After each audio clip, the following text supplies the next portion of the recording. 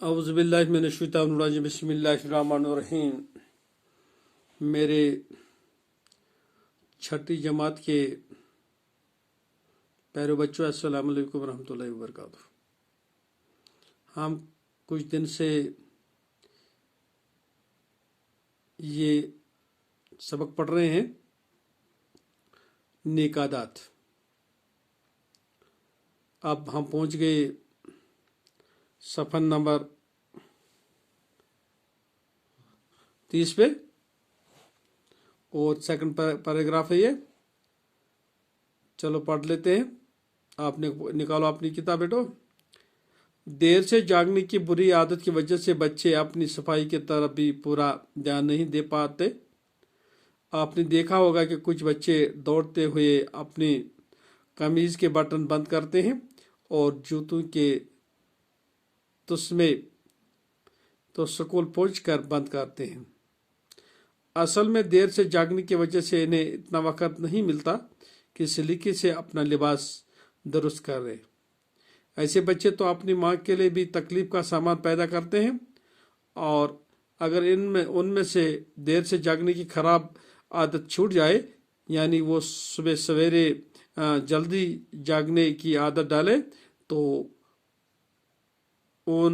न उनकी माँ को तकलीफ होगी और न इनका लिबास बेतरतीब रहेगा। इतना ही नहीं, वो सफाई पर भी ध्यान दे पाएंगे। उनके दोस्तों का वक्त भी ज़ाया नहीं होगा। उस्ताद क्लास में आके खुश होगा और वो खुद भी रोज रोज झूठ बोलने से बच जाएंगे। तो आपको ये पता है कि जो आदत है, बुरी आदत है, सुबह हम देर से जागते हैं। अगर